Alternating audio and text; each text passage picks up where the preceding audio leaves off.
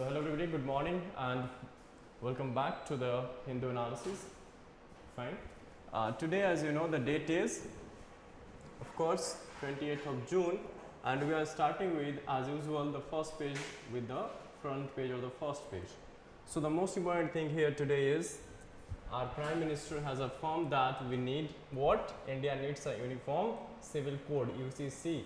Earlier too we had discussed this topic with this, with the stance of Law Commission of India. So Law Commission even has initiated this process, or released a draft, let us say, and that is in public domain for public citizen suggestions, and further deliberation is going on with respect to this particular uniform civil code, which has been mentioned under directive principles of a state policy, that is article 44, where it has been expected on the part of the state that the state should endeavor to provide a single uniform law for the citizens of the country. Fine. Without taking into account the religion and all different sets of caste, class, and this distinction. Fine. So single uniform law, that's why the name Uniform Civil Code in civil matters like marriage. Fine. So in civil matters there should be a uniform civil code. Okay. So Prime Minister for the first time has affirmed that India needs actually uniform civil code. So you understand that how this going to unfold in the coming days or weeks. Fine. So of course we should be ready for this UCC. Fine. Government might come up with a new set of, let us say, laws and bills during the monsoon session of the parliament. Fine. So we will keep track on this as the further this development take place on this related to this particular topic. Fine. Okay. So a very good analogy given by our Prime Minister, and he said, if in the same family there is one law for one member and another law for a second member, will that household be able to function? A very good analogy. Think, we should ponder over this question. Can anyone run the country? Can one run the country with such a dual system, where two sets of persons needs to follow two different types of laws or rules in civil matters? Fine.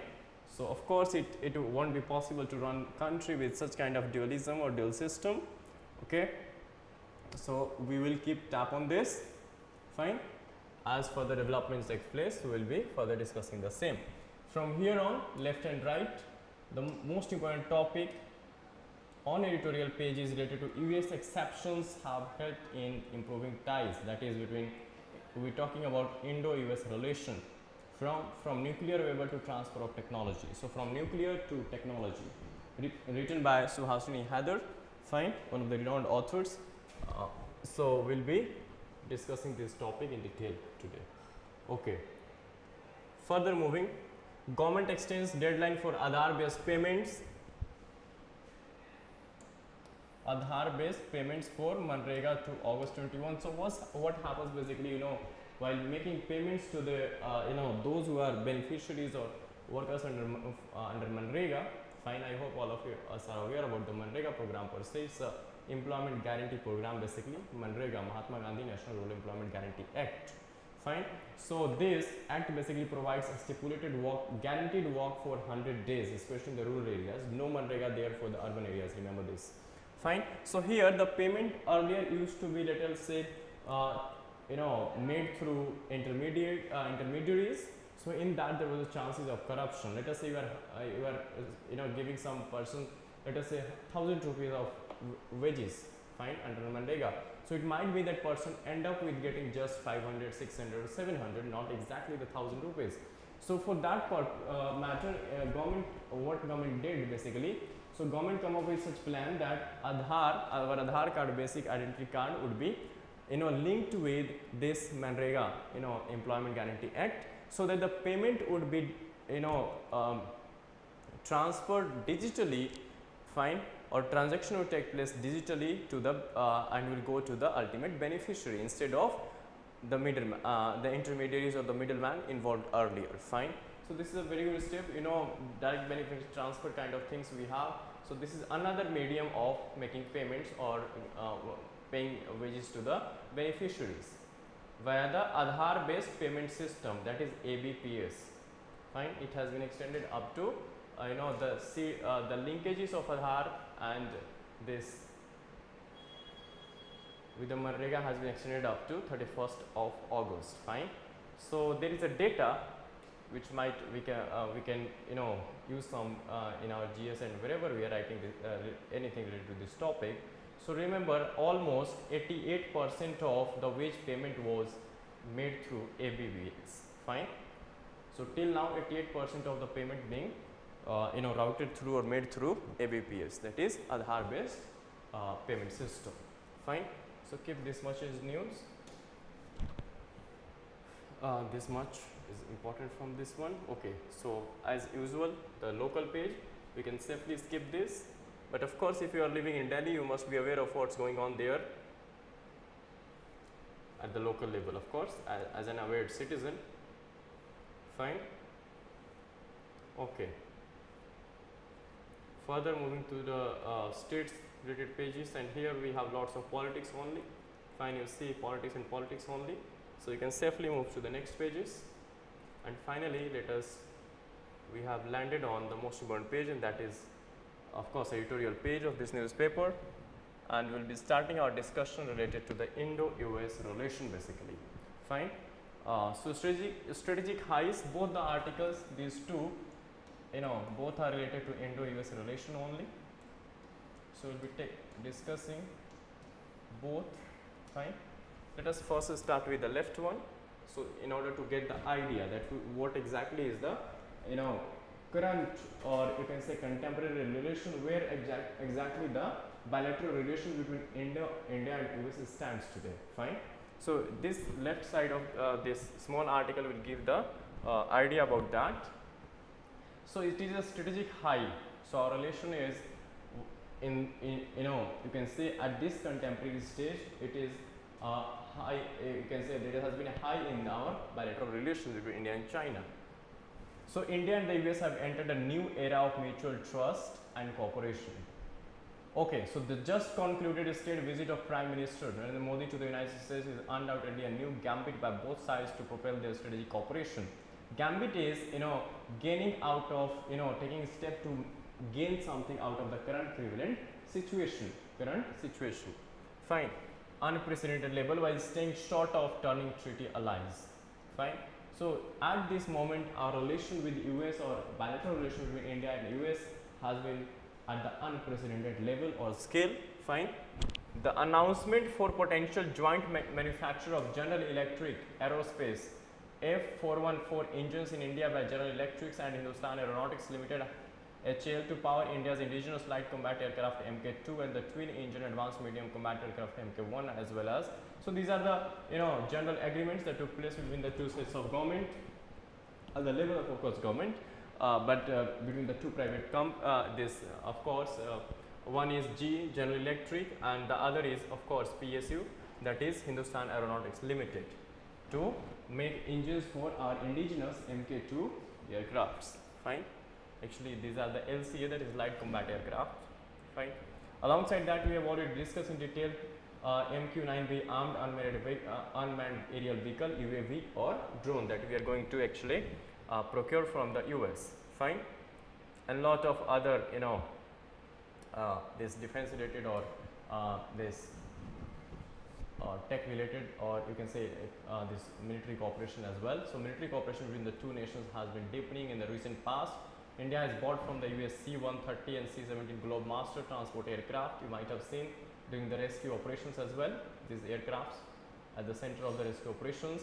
So these are Apache attack helicopters as well as CH-47 Chinook and MH-60R multi-role helicopters. So this much we have acquired from US, purchased from US P-81 maritime patrol aircraft, M777 ultra light howitzer among others.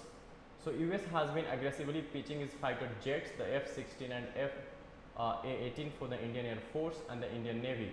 India and the US had tried and shelved an earlier engine development effort under the Defense Technology and Trade Initiative some years ago. Okay, but now the new jet engine deal is an investment. So earlier जो agreement थी उसको you can say declared null and void, tried and shelved rather. So now the new set off, but now the new jet engine deal is an investment in each other to address the shared security concern while continuing to navigate these agreements. So this is important, related to, more or less this paragraph is related to the this conclusion of, or the agreement that took place related to the indigenous production of jet engines led by Hindustan Aeronautics Limited and the General Electrics of US. So top among their shared concern. Now what are concerns? Remember, enemy of enemy is your good friend, isn't it? Okay. Top among their shared concern is China and its expansion in the Indo-Pacific. Of course, this is what China is doing in Indo-Pacific. China is even, China always, give threats to Taiwan, fine, to recapture Taiwan. Plus, alongside it, what kind of relation we, today have between China and India as well. Of course, in the borders, transgressions and expansionism, of course, rooted in Indian, this Chinese, policy, of course, foreign policy especially. So the US also wants to win India away from its defense partnership with Russia. So just commonality or shared concern here is not just China, which is bringing the two countries, that is India and US together, but or closer, but even the another issue of interest for US is to win India, to take away India from the dependence in, let us say, defense sector with respect to vis-a-vis Russia, because even today Russia is the major exporter of defense related equipments or defense, or in terms of shares, you see today, even today Russia stands number 1, then comes the France, and US is somewhere at number 3, but very soon US will replace France to be number 2, but aiming for number 1. So from technological perspective as well, the newly announced joint initiative in jet engine production, semiconductors and space technology present an opportunity for India to develop a defense industry of its own and improve its technological competence across board. India and the US have already signed the 4 foundational agreements. I have already told you about the 4 foundational agreements like BECA, GSOMIA, fine, COMCASA, fine. Conduct joint military exercises, while its embrace with US is getting stronger, deeper and more comprehensive. Of course, this is the contemporary position of our relation with US. India is also cognizant, aware of the need to maintain its strategic autonomy. Of course, see, the best example of strategic autonomy that we are maintaining, that we try to remain neutral, autonomous in our foreign relation, is the Russia-Ukraine conflict. Even though Western nations pressurized us to take a stand, fine, to condone the Russian, this step of, being in conflict with Ukraine or attacking Ukraine, but we had, or even we have today, a very strategic autonomy or very strategic point or independent point of view over Russia and Ukraine conflict, which is not in sync with Western nations, fine. We neither, we neither take side with this Russia, nor condone the act of Russia directly, fine. Though our Prime Minister said, and which was very which has been very famously quoted by many of the leaders, including this Western nations, alongside the President of US as well, that is, this is not the era of war. This is what our Prime Minister conveyed to the President of Russia, that is Mr. Putin, fine.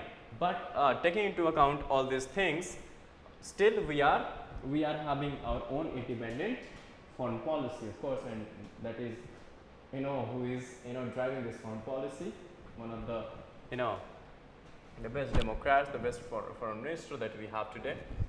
Okay. So US strategy at the moment is focused on creating a new bipolarity.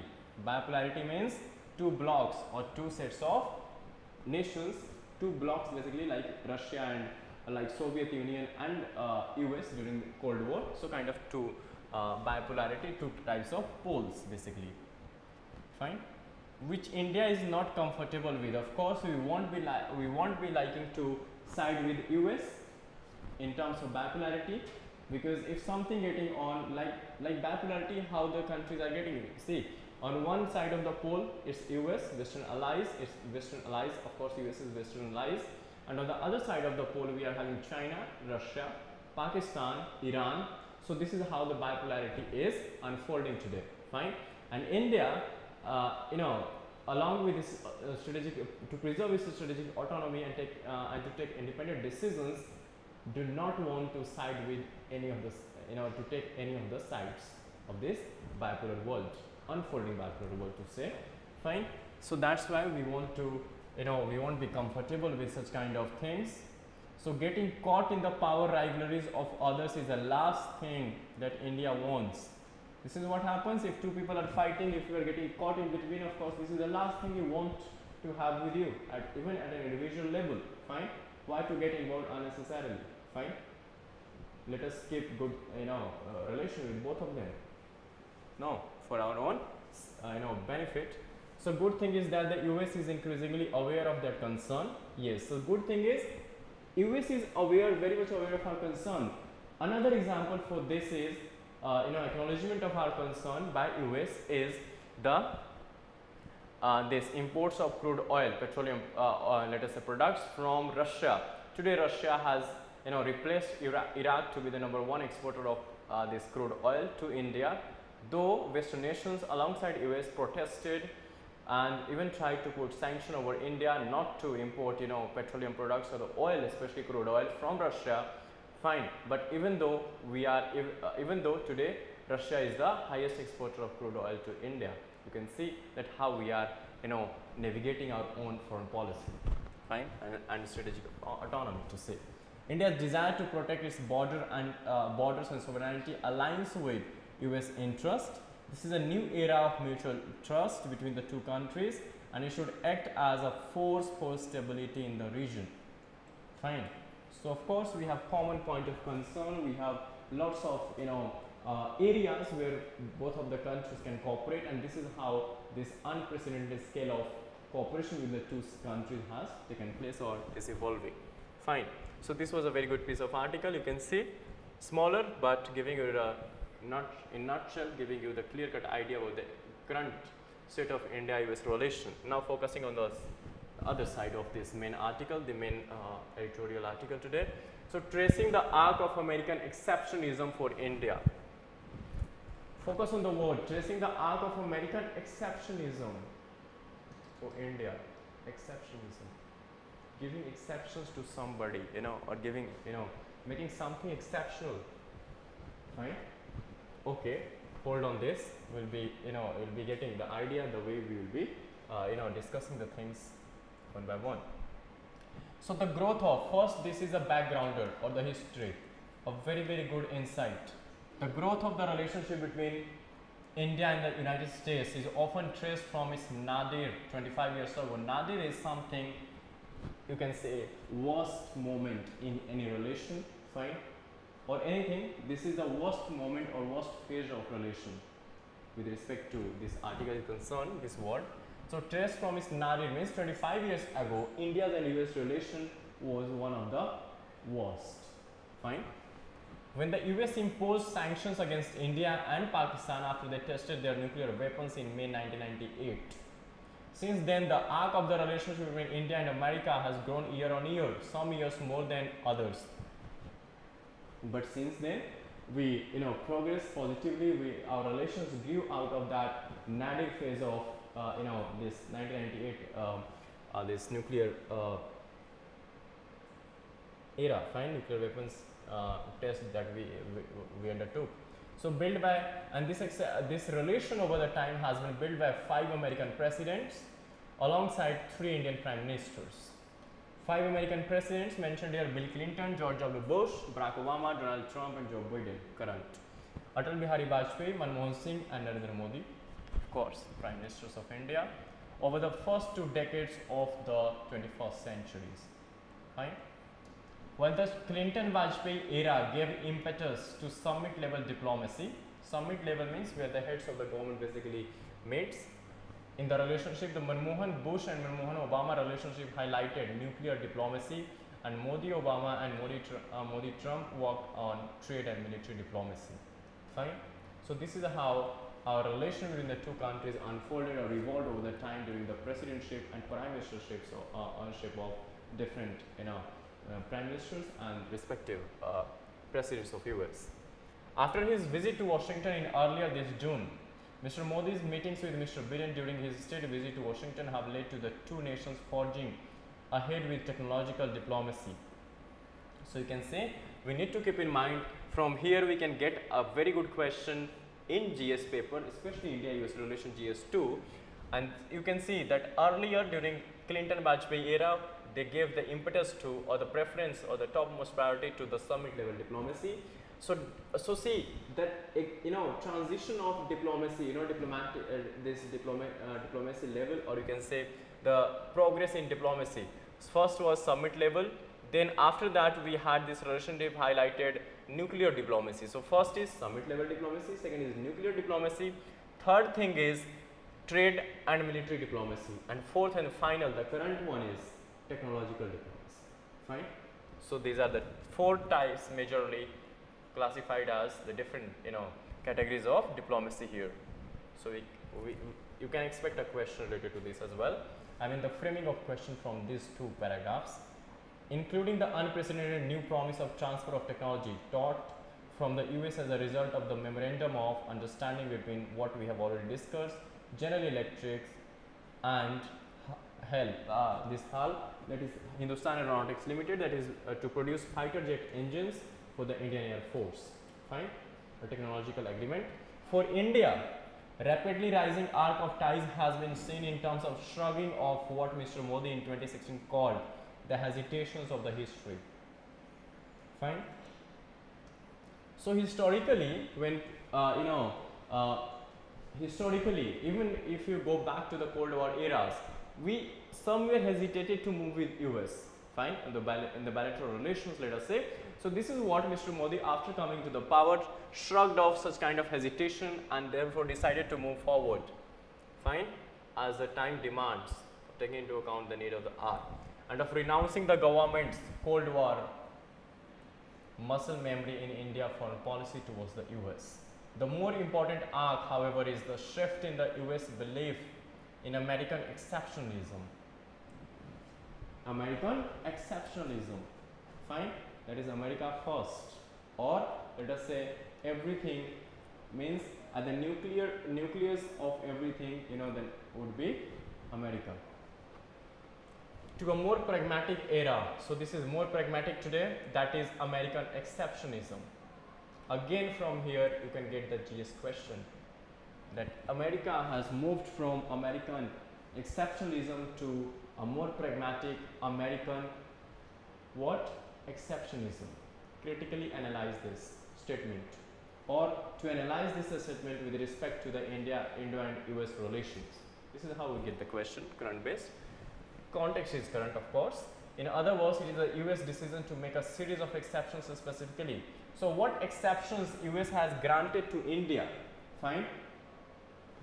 During this visit, so you can say that's why we are referring to American exceptionism and not the exceptionalism earlier. Fine, we are now talking about exceptions provided by US to India. So in the first quarter of this century, that has been responsible for the big surge in a relationship billed as the most defining partnership of the century by Mr. Obama 2009 and Mr. Biden in 2023. So these two presidents has referred to the relation between India and US as the most defining, partnership of the century. So beginning, let us take first come first things, starting with of course the nuclear era. So in 1998, just 6 months after the US imposed sanctions on India mandated by the Arms Export Control Act, this was the act of course US. In November, Mr. Clinton signed a waiver to the sanctions on both India and Pakistan. The Bush administration after Clinton pushed for several nuclear exemptions, resulted in India-US Joint Statement 2005, a waiver under the Non-Proliferation Act (NPT), the Henry Hyde Act, and the 123 agreement with India. These are agreements related to basically nuclear technology transfer or civil nuclear deal, which also led to an India-specific exemption at the nuclear suppliers group in 2008. Remember, we could become the member of NSG only and only because of the US push or exemptions, remember. Fine. The Obama visit to Delhi in 2010 saw a breakthrough in this civil nuclear deal or the nuclear diplomacy. in implementing all the waivers of the previous decade to make another set of exceptions for India on export control and high technology trade and transfer under the US Export Administration Regulation EAR and International Traffic in Arms Regulations. So under these different sets of acts, US granted exemptions to India, and during the this when Mr. Obama visited India, all the waivers, the previous waivers granted to India were finally implemented. The significance of all the exceptions was that they were made despite the fact that India never, even today, joined the Nuclear Proliferation Treaty (NPT) regime, nor did it sign the Comprehensive Nuclear Test Ban Treaty. More importantly, these were India-specific waivers not available to other non-NPT countries such as Pakistan, and were crucial indicators of the shift in the US alignment in South Asia. So you can see what and how much US traveled far and forward with respect to giving exceptions to the India. We are not even today member of the NPT, Non-Proliferation Treaty regime. Neither did we sign this comprehensive nuclear test ban treaty. Still, we got some exemptions, and this was provided to a non-NPT member, remember. But India was the only country which got this exception, received this exception from US, remember, not even Pakistan, of course. So more importantly, these were India specific waivers and not available to any other non-NPT nation like Pakistan. Fine.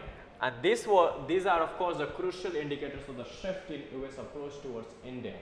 Fine. Okay. Now the Russian angle. Over the past decade, the US waivers have been on regulations dealing with Russia, such as countering America's adversaries through Sanction Act 2017. I hope you remember we of course imported from Russia or bought from Russia Russian S-400 missile system. Fine. So another exception that was granted by US to India is that under CATSA. CATSA is countering America's adversaries through Sanction Act. So CATSA imposes sanctions on a country which are adversary, to US. But we got exception again. The Trump administration avoided sanctioning India for the Russian S-400 missile system, but sanctioned Turkey and China for the same purchases. So see how the US treated India or gave exception or exemptions to India. Fine. For the same thing under CATSA, US sanctioned Turkey and China for purchasing S-400 missile system from Russia, but we were given exemption. India was not sanctioned for the same thing. Fine. Another good example or another positive point in our relations, from the US side, of course. In 2022, the US House of Representatives passed the Aro Khanna amendment. Of course, Aro Khanna is an Indian origin, Republican. Fine. Like we have MPs, so kind of MP in US House of Representatives, which if made law would exempt India entirely from CATSA sanction. So he proposed to amend the CATSA Act in order to give exemptions to India. Fine.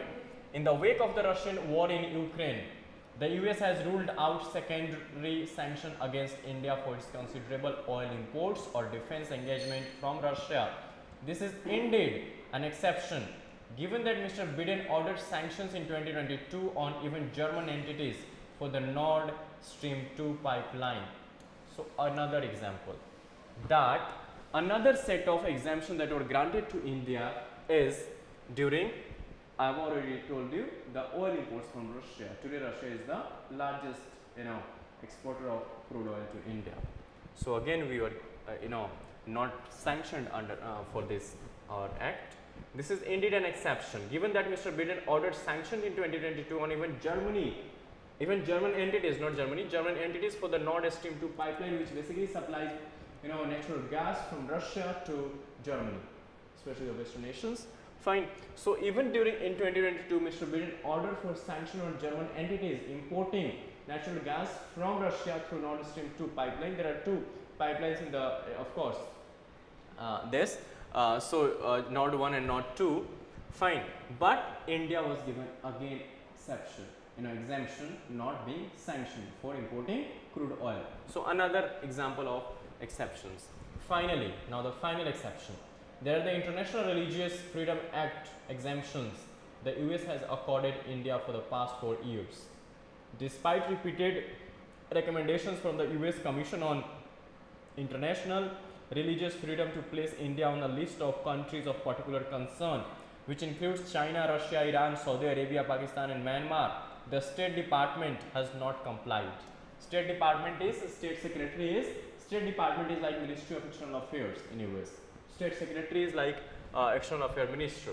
Fine. So India International Religious Freedom Act of US exempted again India, over the from the last 4 years related to the religious freedom in our country, despite repeated recommendation from the US Commission on International Religious Freedom to place India on a list of countries of particular concern, as has been put under this list, for example China, Russia, Iran, Saudi Arabia, Pakistan and Myanmar. But what? Again we were given exemption. From the last 4 years we are getting exempted. It is pertinent now to note all these exceptions. Note all these exceptions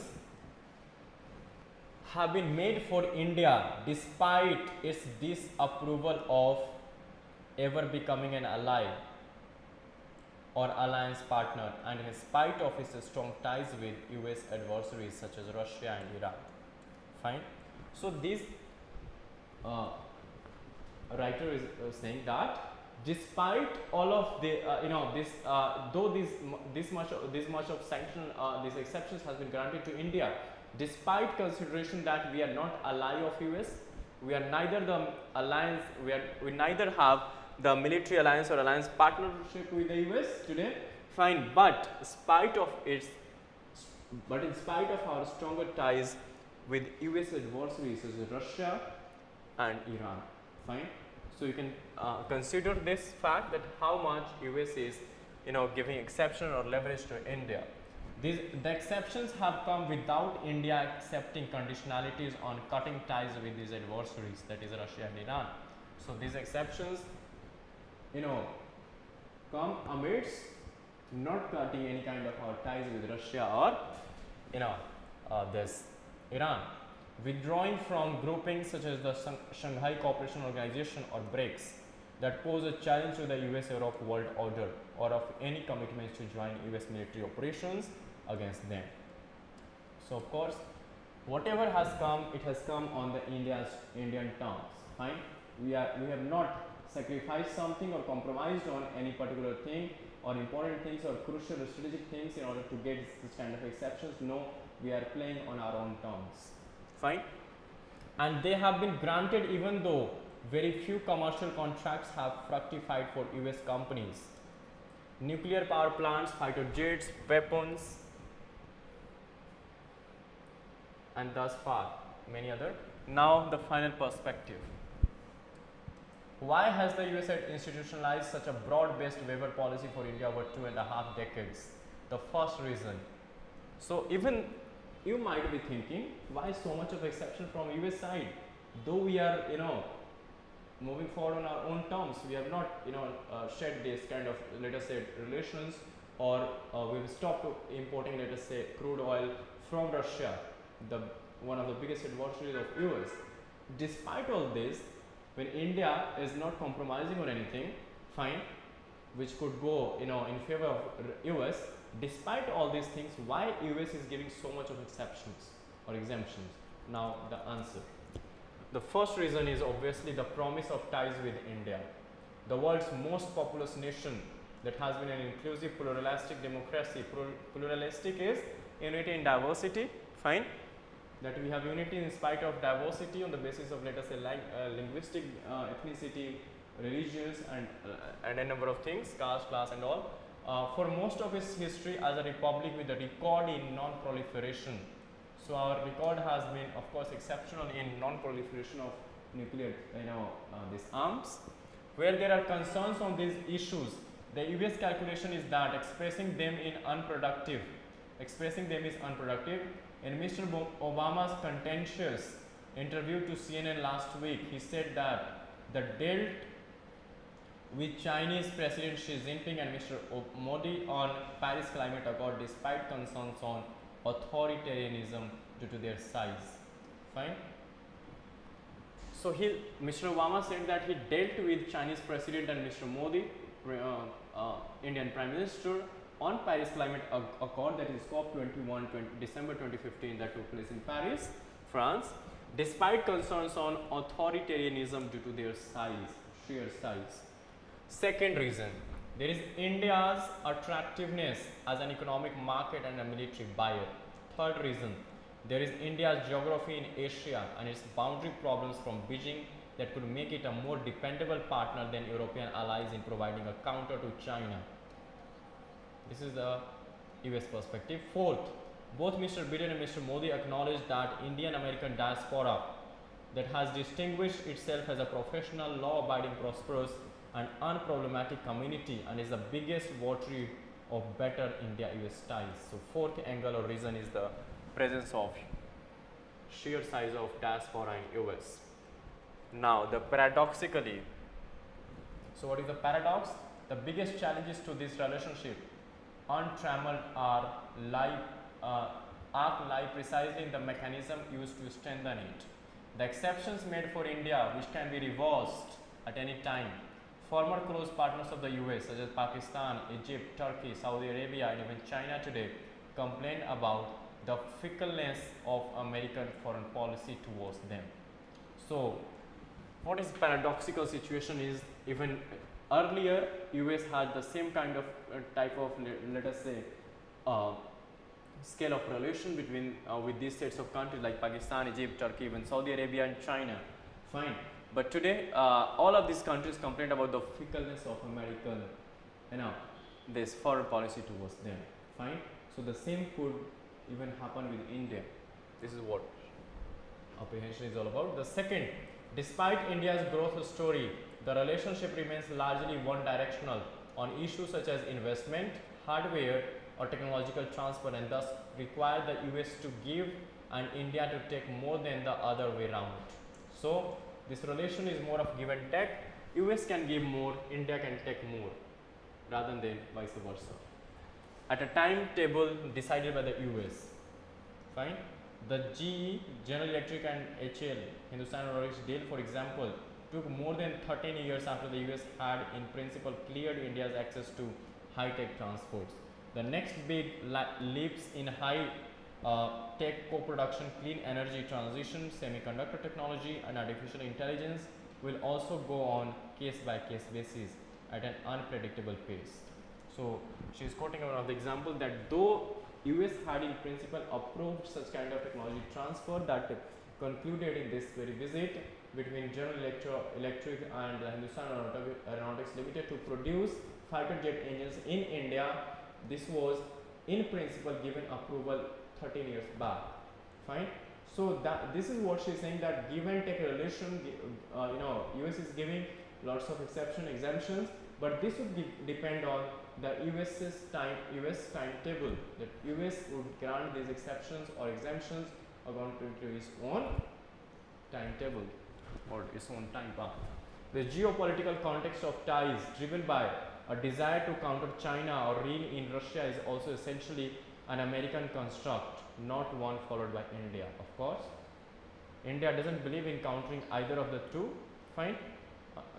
Like US. Fine. So again, this geopolitical context of ties has been basically constructed by US. A quantum leap in US-India ties will then follow, and not from exceptions that become the rule, but by a change in the rules themselves. So she is saying that a quantum leap in the relationship can take place, not through the quantum, not through the this exceptions that become the rule, rather by changing the rules themselves. So हमें कहते हैं कि US हमें exceptions they, that should not become the rule, rather the rule should be the change in the rules itself. Fine. But a change in the rules themselves that would transform a series of transactions into relationship between partners equally respectful of each other's strategic autonomy. Fine. So this changing of rules would of course respect each other's strategic autonomy. Alongside that, it will further boost our strategic autonomy in the coming future. Fine. So very good piece of article covering everything since this nadir of course 1998. Fine. This test of nuclear weapons by India and Pakistan up to the contemporary current standing. So very good piece of article. You must read it, revise it, and use it for GS Indo-US relation as well, because from here, from that very particular article, you might get, if you want to frame, you might frame 3-4 questions for your GS. And indeed, for the upcoming mains, India-US relation is very important. One question, so for sure. A model for quality and inclusive education now. The next article, quality and inclusive education. So what the model authors are talking about. Sunny Jose, RBI Chair Professor at Council for Social Development, Hyderabad, and P. Raghupati is ICSSR Senior Fellow at Council for Social Development, Hyderabad. So this article more or less is related to the NIRF ranking, National Institute of Ranking Framework, fine, that has been released for 2023. So more or less this would be analysis of this ranking. So the National Institution Ranking Framework NIRF, adopted by the Ministry of Education to rank institutions of higher education in India, shows noteworthy feature of Tamil Nadu. Specifically, 2023 NIRF ranking of the top 100 colleges in India reveals the consistent success of Tamil Nadu in providing higher education that is both of good quality and inclusive. Okay, so Tamil Nadu model they are talking about of good quality and inclusive education. Let us see how is it different. Then the Tamil Nadu experience in congruence with the state's motto of development with social justice offers an important insight for other states. Okay, let us focus on the Tamil Nadu model of education, quality education and inclusive education. So NIRF employs a ranking metric comprising 5 parameters with varying weighted to assess the quality of colleges. So remember, NIRF takes into account 5 different parameters, fine, with the different sets of weightage, fine, to give ranking to the different these colleges in the higher institutions. Teaching learning resources 40% weightage, graduation outcome 25%, research and professional practices 15% weightage, outreach and inclusivity 10%, and perception, how good or bad the college is, 10%. Each of these parameters has several components which again have varying weightage. So these are 5 major you can say these parameters. Further, under these parameters there are different sets of indicators you can say. Though far from perfect, the metric is reasonably robust as it uses broad-based and curated parameters. So though this is far from perfect, but is still robust.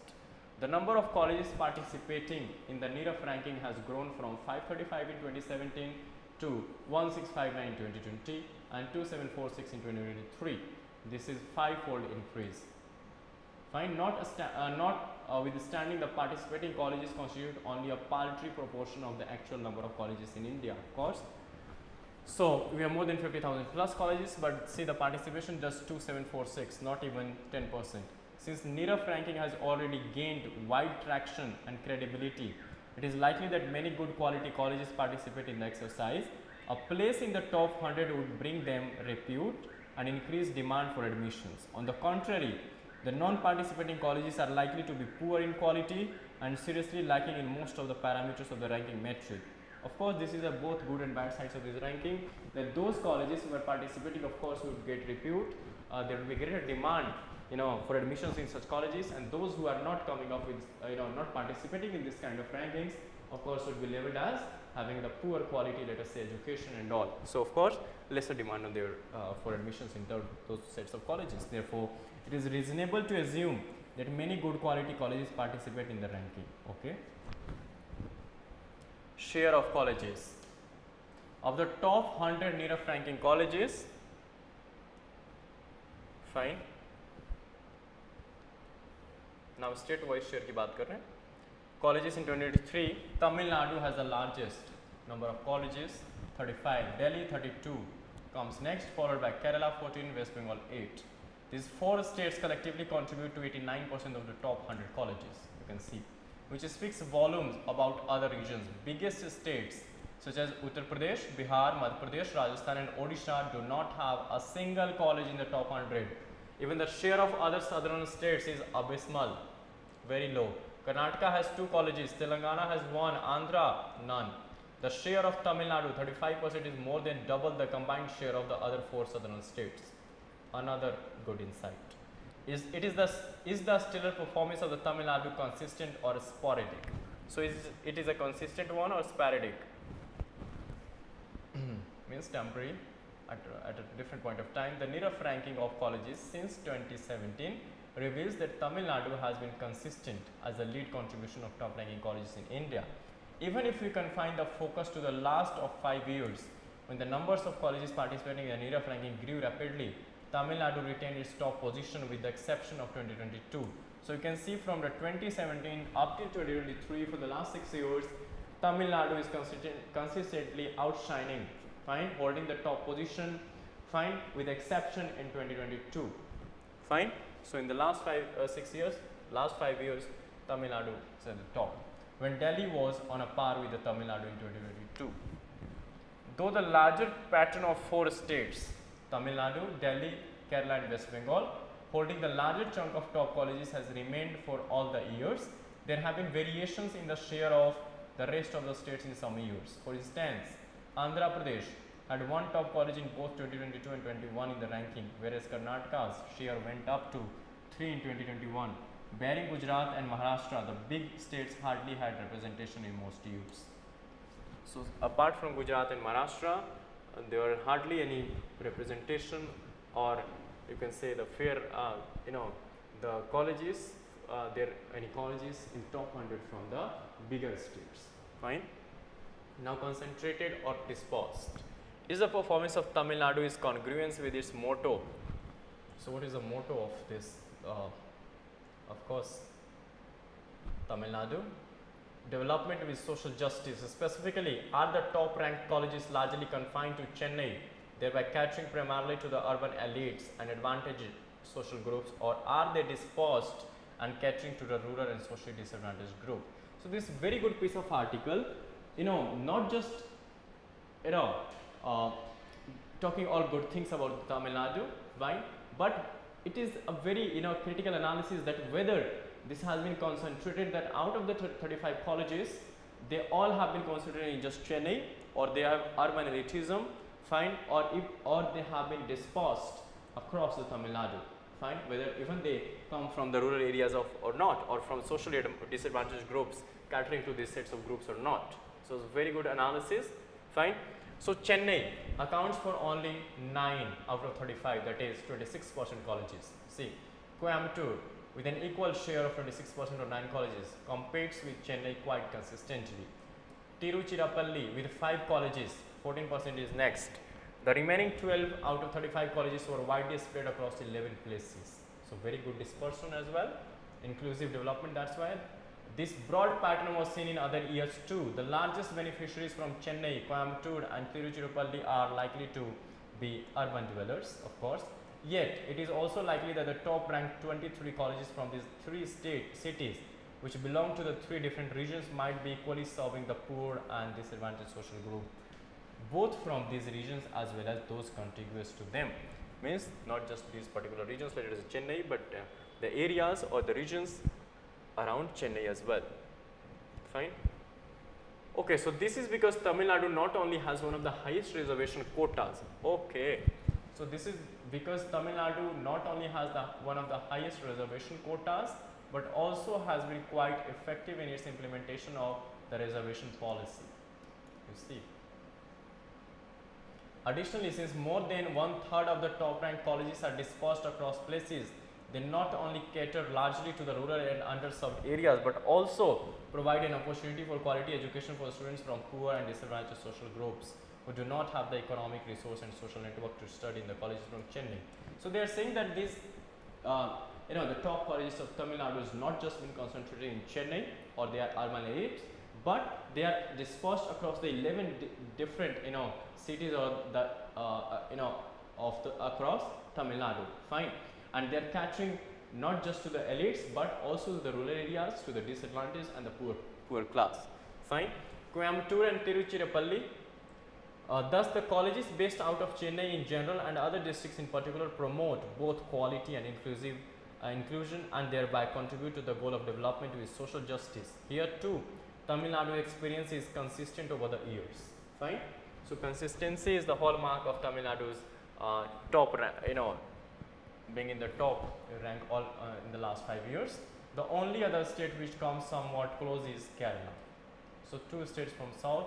Tamil Nadu's impressive and consistent performance in higher education shows that quality and inclusion can be achieved together and consistently. Yes. This finding should prompt other southern states which also have reasonably inclusive and effective social welfare architecture to introspect why they lag far behind and inspire them to take action to rectify issues. So of course, this higher end performance of Tamil Nadu should be inspiration for or learning for other southern states in particular and in general, and of course other states, rest of the India in particular, fine, especially those the bigger states of India from where there is no single college in the top 100. So they should of course take lesson from the Tamil Nadu's model of quality and inclusive education system, especially talking about the higher education. Fine. So again, another a good piece of article you can use somewhere related to the society, inclusion, especially education with respect to education. So a very good piece of article again. Next is the concerns about India-US digital trade. Okay. So in the article, first article we discussed related to India-US of course relation. This is another dimension of India-US relation, that is digital trade. So let us quickly focus on this and discuss this article as well, that is digital trade. Fine. So what has come out of PM Modi's recent state visit to the US? What concerns have US companies flagged about India's digital laws? Why is India's equalization levy? Equalization levy is basically the levy or the tax which has been imposed on the US companies, let us say Google, Amazon, that is in the range of 4 to 6% on their net this revenue. Fine, they are earning from India by selling in India, let us say. Fine. So e-commerce and issue. What are the criticisms of the draft Telecom Act? What are the concerns on data localization? So everything is digital here only. Okay. First come first. The story so far, during Prime Minister Modi's state visit, cooperation on technology emerged as a prominent talking point and yielded some of the most substantive outcomes. Yes, this is what we talked about. The recent Mr. Modi, Mr. Biden technological diplomacy. Fine. So the current state of diplomacy between India and US relation is about the technological diplomacy. Okay. According to our Foreign Secretary Vinay Mohan Kwatra, however, digital trade is also the area where some of the biggest US tech companies have recently flagged multiple policy hurdles, including India's patently protectionist posture. Earlier this year, the Washington DC headquartered Computer and Communication Industry Association CCIA, Computer and Communication Industry Association headquartered in DC, Washington DC, with members like Amazon, Google, Meta, Intel and Yahoo, flagged 20 policy barriers to trading with India in note titled Key Threats to Digital Trade 2023. So CCI, that is headquartered in Washington, Computer and Communications Industry Association, like we have Confederation of Indian Industry, like we have fine. So in on the similar lines, in US we have Computer and Communication Industry Association, and this association is, let us say, one second, there is some issue with the mic. Okay. Just a second.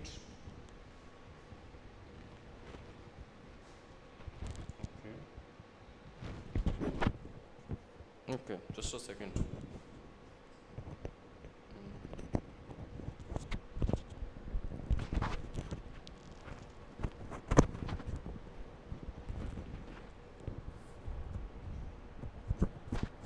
Okay. There was some issue with mic. I hope now it's clear. Okay, so I was saying that this article is about India-US digital trade, and there is Washington DC headquarter association, like we have Confederation of Indian Industry, fine, which is association of different industrial let us say this group or houses. So of course here too we have Computer and Communication Industry Association in US, to which we say CCIA, which is association of different big tech companies, let us say Google, Amazon, Meta, Intel and Yahoo. Fine. So they flagged 20 policy barriers with respect to the digital trade with India. Fine. And this note was titled as Key Threats to Digital Trade 2023 with respect to India. So what is the current status of India-US technology trade? Start with the current status of India-US technology trade. Notably, in financial year 2023, the US emerged as India's biggest overall trading partner with 7.65% increase in bilateral trade to 128.55 billion in 2022 and 23, a very good, important data. US is our biggest, emerged as the largest trading partner with $128.55 billion in 2022-23. It has been consistently, being the topmost partner, a largest partner of India's in terms of trading. Fine, from the last few years, replaced China.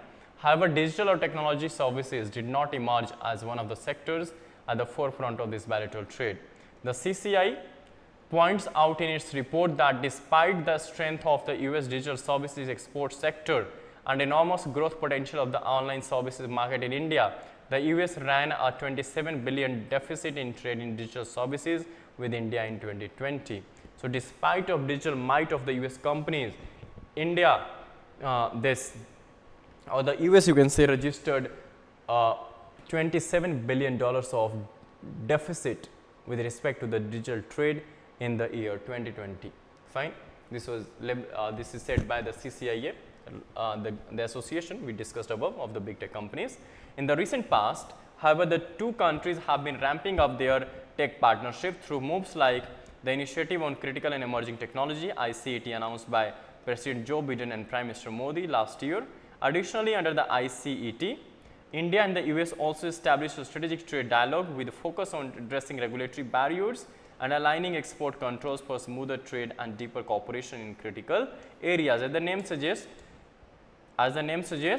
this ICET is an Initiative on Critical and Emerging Technology. Fine. So this announcement or this agreement is driving the technological trade or technological cooperation between India and US. Then what have US tech firms flagged? So what is the concern of US tech, big tech firms? The CCIA, while appreciating the reinvigorated efforts to ramp up trade through bilateral initiatives, has flagged in its note the significant imbalance and misalignment in the US-India economic relationship. The US, the report says, extension of market access, trade and openness to Indian companies to operate and succeed in the US has not been reciprocated by the Indian side. So what they are labeling that since US has opened its market for the Indian companies, the same has not been done by the India. Fine. Okay. To describe this discriminatory regulation and policies, it cites the example of India's guidelines on the sharing of geospatial data, which it accuses of providing preferential treatment to Indian companies. So these companies, or the CCIA, association of these big tech companies of US, has given one of the examples, cited one of the examples that related to the geospatial sharing of data, in which they label that India gives preferential treatment to its own, indigenous companies. Fine. And discriminate with the US big tech companies. It has also expressed discontent over India's veering away from long-standing democratic norms and values and seeking greater government censorship and control over political speeches. For example, Twitter, Jack Dorsey, the foreign CEO of, this Twitter head of this Twitter said that, said something related to this government censorship and control over political speeches, which it argues has made it extremely challenging for US companies to operate in India. Fine. So they are saying that these things has made it extremely challenging for US companies to operate in India. What taxation measures has the CCIA raised concerns about? One of the taxation tools that the US tech firms have long taken exception to is the expanded version of the equalization levy that India charges on digital services. India in 2016, with the goal of, so this was levied in or imposed in the year 2016. So what was the goal for imposing this? The goal was equalizing the playing field between resident service suppliers, that is the Indian suppliers, and non-resident suppliers of digital services. imposed a unilateral measure to levy a 6% tax on specific services received or receivable by a non-resident not having a permanent establishment in India from resident in India who carries out business. Fine. So, let us say for example, we are using Google or we are using let us say Meta services, paid services especially. If you are paying something, so of course, we Indians, that is permanent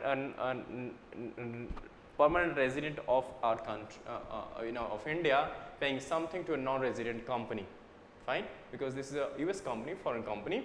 So, therefore, the US company needs to pay 6% of equalization levy.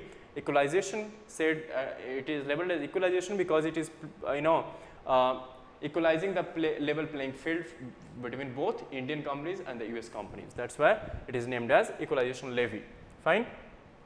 So, in 2020, the center come out with the equalization levy 2.0, the second version of this, which imposes 2% tax on gross revenues received by non-resident e-commerce operators. Let us say Amazon, 2% of tax on gross revenues, total revenue they are generating out of India received by non-resident from the provision of e-commerce supply or service to the Indian residents or non-resident companies. The equalization levy, when it was first introduced in 2016, led to double taxation and further complicated the taxation framework. Besides, it also raised question of constitutional validity and compliance with the international obligations. The 2020 amendment again led the levy to become sweeping and vague in its scope. Further, in 2021, instead of introducing an amendment, the government issued a clarification to say that the expression e-commerce supply or service inter alia includes the online sale of goods or the online provision of services or facilitation of the online sale of goods or provision of the services like Flipkart and Amazon. They are selling online goods and services or making provision of this online goods and services. What about India's IT rules 2021? I gave the reference yesterday to these rules. The Information Technology Intermediary Guidelines and Digital Media Ethics Codes Rules 2021 has been flagged by the consortium of foreign tech firms under the some of the most problematic policies. The IT rules place compliance burden on social media intermediaries. Yesterday we had very broad discussion or this wider discussion about detailed discussion about this SMIs, SSMIs, fine, and other e-commerce companies, fine. And platforms with 5 million registered user or more, which means several US firms end up falling under the ambit, fine. Platforms with 5 million registered users. So, of course, like Twitter, like Meta, Facebook, Instagram, all having more than 500 million registered users from India, of course, or overall. So, of course, that is why they come under the this definition of social media intermediaries, and they have to comply with the IT rules, fine. Some points of concern raised are the impractical compliance deadlines and content takedown protocols.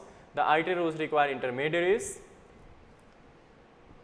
Even yesterday I talked about the taking down of some objectionable let us say this material or item. The IT rules require intermediaries to take down content within 24 hours upon receiving a government or court order. The platforms are also required to appoint a local compliance officer. Moreover, with the amendment made to the rules late last year, SMIs are now obligated to remove. So, not just they have to, they will be requiring to appoint a grievance redressal officer in India or compliance officer in India, but also you will have to take down the objectionable materials from their respective social media platforms within 24 hours if any investigative agency, let us say, or any court directed so, fine, in India, fine. So, and further last year amendment, now these companies have been obligated to remove. Now, what to remove? To remove within 72 hours information or communication link in relation to the 6 stipulated prohibited categories of content as and when a complaint arises.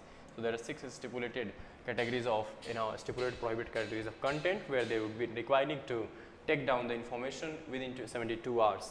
There is also major criticism against the government's institution of the 3-member grievance appellate committees, which will hear user complaints about the decisions of the SMIs regarding their content related issue and have the power to reverse those decisions. Let us say related to objectionable items, they need to remove the same, take down from their platforms within 24 hours. If they are not doing that, this could harm to a greater extent to a particular person or individual, that individual can approach this GSC, that is Grievance Appellate Committee, and the committee has the power to even reverse the decision of the what platform as well. Fine.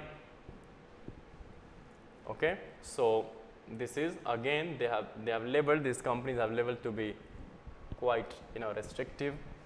What has been flagged in the new draft of the data protection law? While the firms appreciate a notable improvement in the government's new draft of the digital personal data protection bill released in November 2022, ambiguities about cross-border data flows, compliance timelines, and data localization still remain. Localization means keeping the Indian data in India only. Fine. Storing on the servers which has been there in India only. Fine. So yesterday even we discussed about the latest draft that is going to be published, the digital this data protection bill, which will be released anytime soon, as has been said by Honorable Minister of State. Fine. So they are talking about the digital personal data protection bill that I referred yesterday. Even the earlier bill, which has been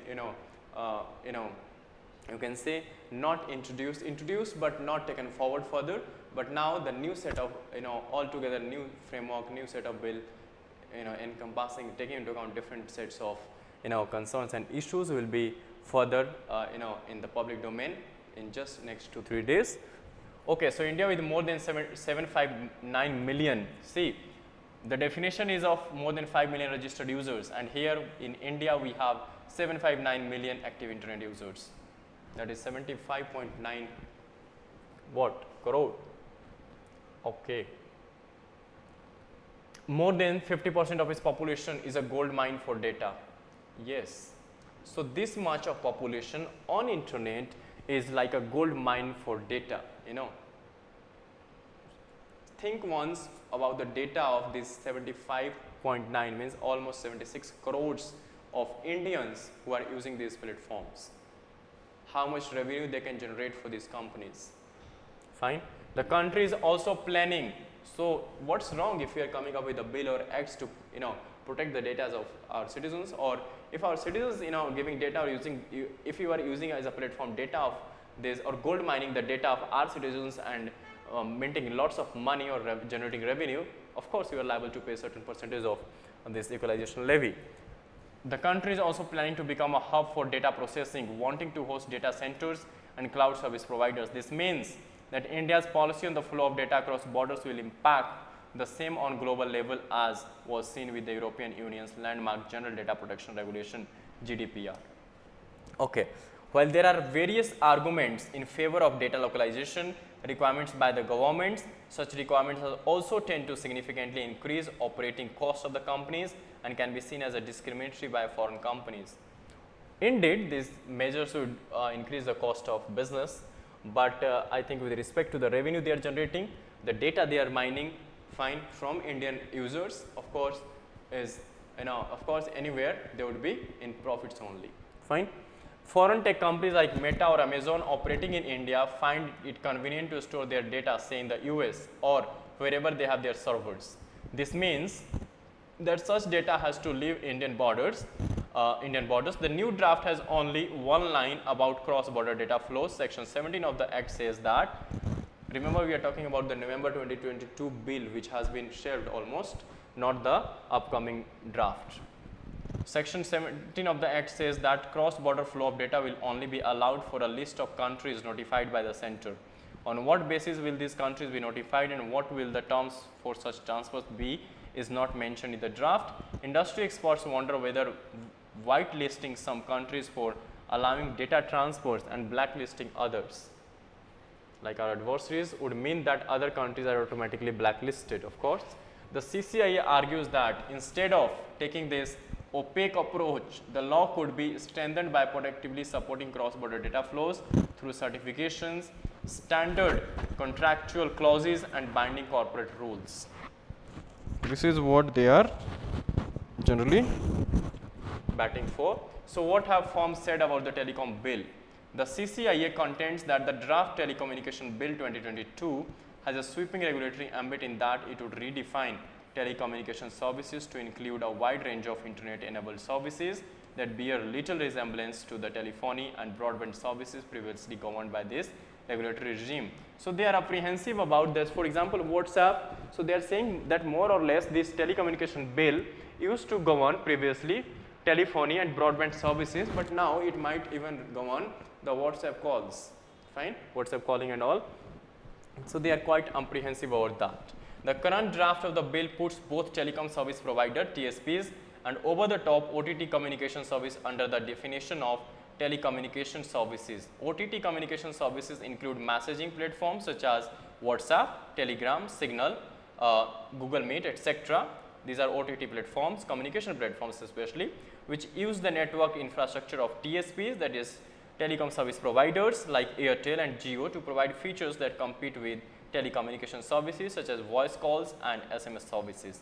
The CCIA contends in its note that the proposed law, if passed in its current form, would subject a number of platforms to onerous obligations. So CCI contends that this, if passed, this law, telecommunication law, would put onerous obligations including licensing requirements, government access to data, encryption requirements, internet shutdowns, seizure of infrastructure, and possibly monetary obligations for the sector. The industry body contends that the law would impose a first of the kind global authorization licensing requirement for any digital form. So this is what they are more concerned about. So what are the other policy barriers? Last year, the Parliamentary Committee on Finance, in order to address anti-competitive practices by big tech companies, proposed the adoption of a Digital Competition Act. The CCIA says would include estimated taxes for big or significant digital intermediaries, arguing that the proposal appeared to be largely targeted at US tech companies. See, whatever these sets of companies are saying, the one rule is the simple rule is that first we will be taking care of our sovereignty, fine. Secondly, we will be taking care of, or the topmost priority would be the data or the privacy of our citizens, fine. And for that matter, whatever it requires, we will be going into the direction, we will be coming up with the policies or the rules and regulations, and it doesn't matter that companies belong to US or any other country on the planet, fine. So it's wrong to label that this particular bill is against US tech companies, because majority of them are US tech companies, so it won't be right to say that we are targeting the US tech companies particularly, fine. So this is a simple, at even in individual level, if you are getting everything for free, it's fine, but the moment you put some restriction, the issue starts from there. So that's what, if they are making money, minting money, you are mining gold out of the Indian citizens' data of 76 crores Indian users, fine.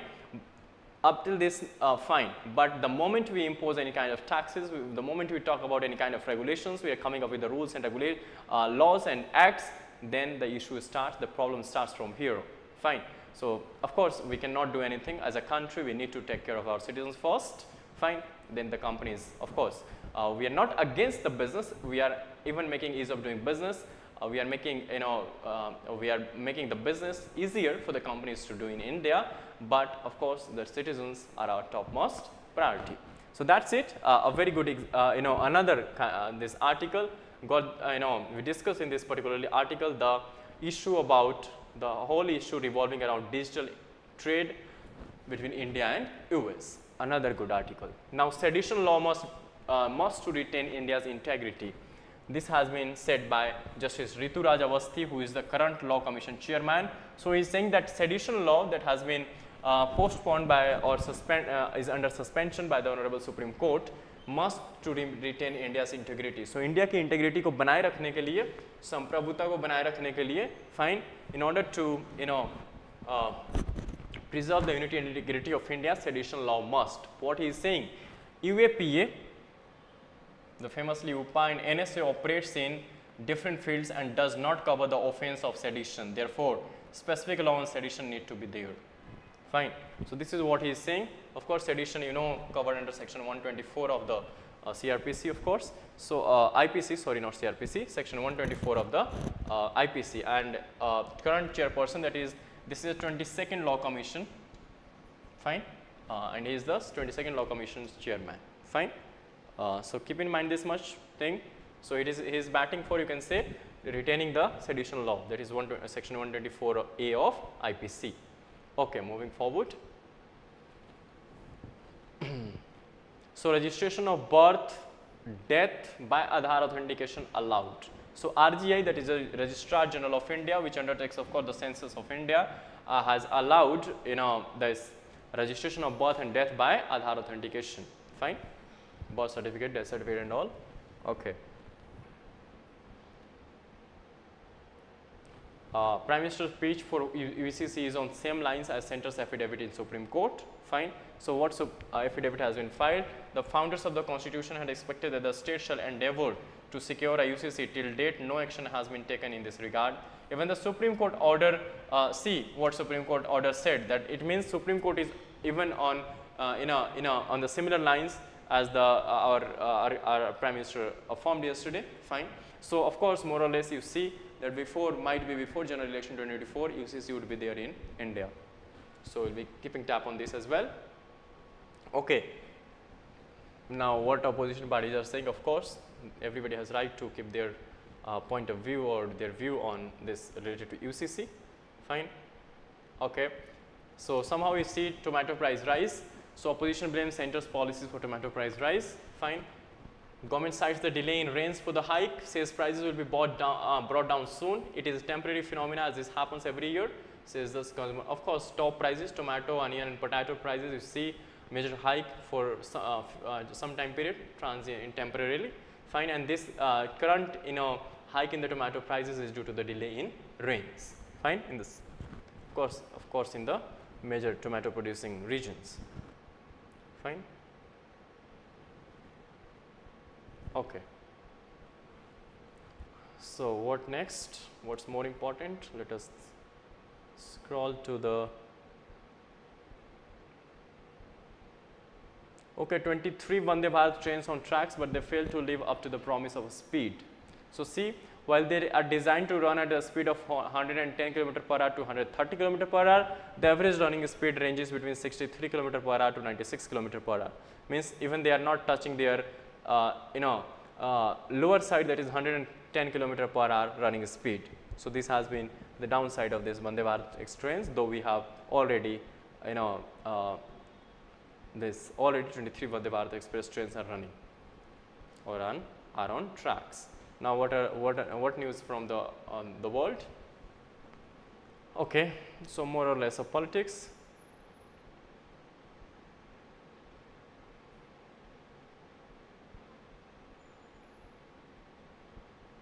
Okay, so this is of course mutiny, kind of mutiny that was about to take place in this Russia.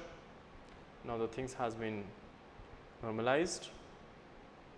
Okay, so Q4 current account deficit narrows to 1.3 billion. Deficit, current account deficit rises on the balance of trade account when you import more than you export. So of course we are most of the time we are having this CAD current account deficit, fine, as trade deficit shrinks. So CAD narrows to 0.2% of GDP from earlier $13.4 billion or 1.6%, fine. So earlier it was 1.6%, now it is 0.2%, of course narrowed down. In year earlier period, fine, in October December quarter, RBI data shows moderation in trade deficit in Jan-March to this much billion. Of course, no need to go take keep in remember this much of figures, just keep in mind the figures in terms of percentage, fine, instead of absolute figures. So current account dynamics, current account deficit narrowed to 0.2% of GDP in the fourth quarter from 2.2% of GDP in the preceding 3 months period. Net services receipts rose subsequently, and the year on year a rise in net earning from exports of computer services. Of course, we have measured export this in services, computer software related. Private transfer receipts, mainly remittances from Indian working abroad, rose 20.8% of course.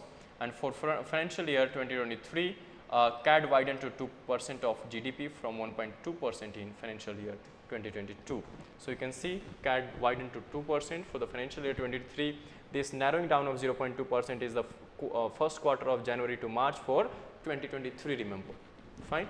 but in terms of financial year 22-23, our CAD was 2% of GDP, remember this much, but in 2022 financial year, a year before, it was 1.2%. So how the growth, how the trend we see earlier in financial year 2022, we had 1.2%, then in 2023 financial year, we are having this 2%, from 1.2% to 2%. Actually increased, but for this quarter, I mean just we are talking about 1 quarter of financial year 2024, that is January to March, narrowed down to 0.2% from earlier 1.6% in the same period in October, I mean the October-December quarter of the previous year. Fine. Okay. So, okay, further. Unicorn startup numbers dip. Unicorns are basically the companies, startups having $1 billion of, you can say, market valuation. Fine, $1 billion, at least minimum $1 billion.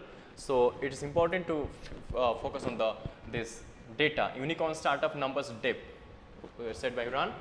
So India is currently home to 83 unicorns, 51 gazellers, and 96 cheetahs, as against 84 unicorns, 51 gazellers and 71 cheetahs in 2022 index. Fine. So remember, currently we have 83 unicorns.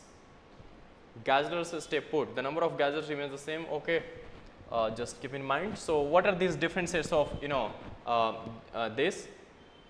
So unicorns, startups founded after the year 2000 with a valuation of $1 billion. Gazellers, startups that are most likely to go unicorn in the next 3 years, and cheetahs, startups that could go unicorns in the next 5 years. So these are the categories. Fine.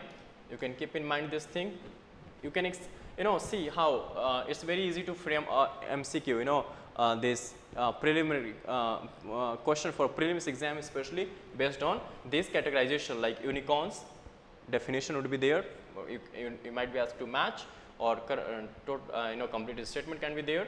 So which among the following are correct or incorrect? Then gazellers, and then the cheetahs. So gazellers are those who are going to become the unicorn in the next 3 years, and cheetahs are those which are going to become the unicorns in the next 5 years. Just a matter of 2 time period, 2 years time period differences between the two.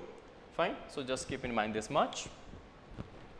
We have currently 83 unicorns. Okay. Further, moving to the, finally landed on the next sports pages. So finally, we have discussed in detail, there are very much relevant articles today, there are lots of things to discuss today. So I hope you would have understood whatever we have discussed. If you have any query, anything, you can put the same in the comment section. Fine. Thanks for being with us. Until then, take care and keep revising the same. Okay. Thank you.